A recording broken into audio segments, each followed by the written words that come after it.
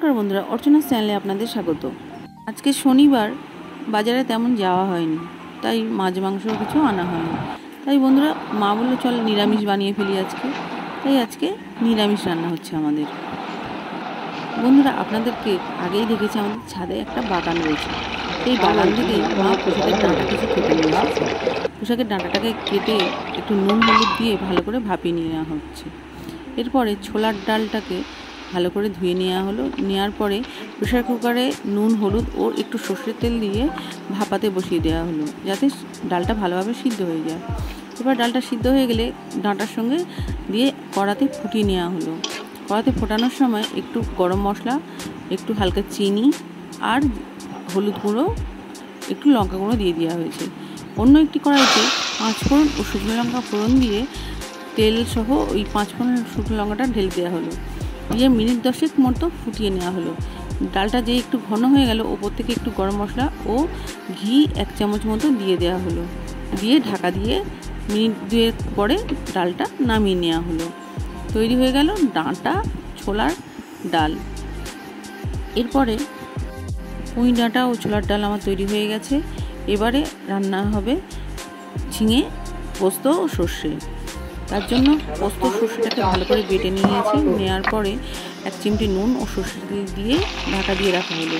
এরপরে কাটা ঝিঙেটাকে সরিষাটাকে ধুয়ে আনা হয়েছে। নিয়ে আসার পরে কড়াইতে তেল, 5 ফোড়ন ও শুকনো লঙ্কা ফোড়ন দিয়ে ঝিঙেটাকে আগে ভালো করে ভেজে নেওয়া হচ্ছে। একটু ভালো করে ভাজা ভাজা হয়ে গেলে 1/2 চামচ মতো হলুদ গুঁড়ো দিয়ে দেওয়া হলো। দিয়ে আবারও নেড়ে চেড়ে নেওয়া হচ্ছে। ঝিঙেতে বন্ধুরা আমি কোনো রকম জল ব্যবহার করছি না। ঝিঙে থেকে যে পরিমাণ জল বের হবে, ওই জলেই ঝিঙেটা সিদ্ধ হয়ে যাবে। ভাজতে ভাজতে ঝিঙেটাকে আস্তে আস্তে জল বেরোতে শুরু করছি। আমি স্বাদ অনুযায়ী 1 চিমটি মতো চিনি ব্যবহার করেছি। বন্ধুরা, আপনারা চাইলে একটু বেশিও ব্যবহার করতে পারেন, আর যারা চিনি খান না তারা চিনি নাও ব্যবহার করতে পারেন। এরপরে আমি 1/2 চামচ লবণ দিলাম। তবে আমি ঝিঙে থেকে জল বেরোর পরে আমি লবণটা দিয়েছি, যাতে করে ঝিঙেটা ভালো করে ভাজা যায়। এরপরে আমি ওপর থেকে গোটা 10 কাঁচা লঙ্কা চিড়ে আমি দিয়ে দিলাম। এরপর ওপর থেকে আমি 1/2 চামচ মতো গরম মশলা গুঁড়ো দিয়ে দিচ্ছি এবং ওপর থেকে 1/2 চামচ মতো সরষের তেল দিয়ে দিলাম। দিয়ে আবারও মিনিটখানেক আমি ফুটিয়ে নিলাম। এইবারে আমি যে পোস্ত ও সর্ষেটা বেটে রেখেছিলাম সেটা আমি দিয়ে দিচ্ছি। দেওয়ার পরে আবারও একটু গরম মশলার গুঁড়ো ওপর থেকে দিয়ে দেবো। দেওয়ার পরে 1 চামচ আমি ঘি দিয়ে দেবো। দিয়ে আমি 2 মিনিট মতো ঢেকে হতে দিয়েছিলাম। এরপরে আমি ঝিঙে পোস্তটাকে নামিয়ে নিচ্ছি। তৈরি হয়ে গেল ঝিঙে সর্ষের পোস্ত।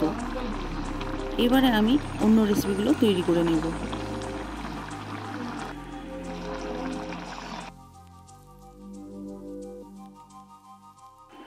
গাছের চিচিঙে ছিল, চিচিঙেটাকে কেটে ভাজার জন্য নিয়ে নিয়েছি। কড়াইতে তেল গরম করে চিচিঙেটা আমি প্রথমে ভেজে নিলাম।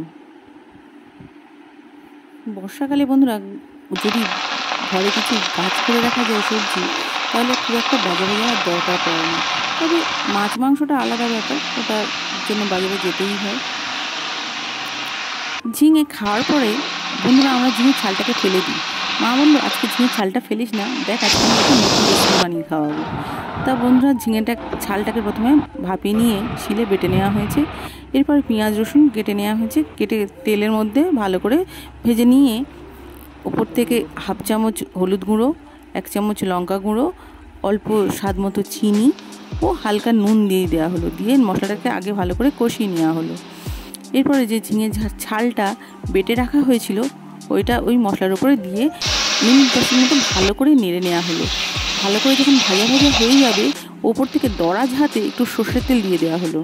দিয়ে আবারও মিনিট 5 মতো নেড়ে নেড়ে ঝিঙে ছালটাকে ভালো করে ভর্তা বানিয়ে নেওয়া হয়ে গেল। বন্ধুরা, এই রেসিপির নাম হচ্ছে ঝিঙের ছালের ভর্তা।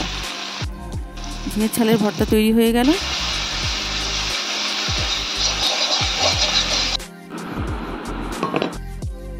অন্যদিকে এই বর্ষার সময় কচু শাক পাতা ভাতে খেতে বন্ধুরা খুব দারুণ লাগে আমাদের।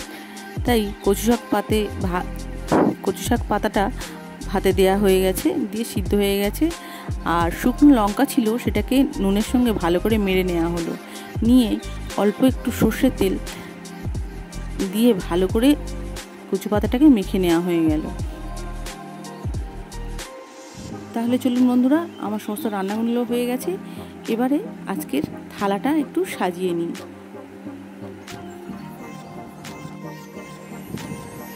বন্ধুরা, আরেকটা রান্না হয়েছে যেটা প্রথমে দেখানো হয়নি, ঢ্যাঁড়সটাকে ভাতে দেওয়া হয়েছে। ওটাও শুকনো লঙ্কা মেরে থেসে নেওয়া হয়েছে। তাহলে বন্ধুরা, থালাটা কীভাবে সাজাচ্ছি দেখুন।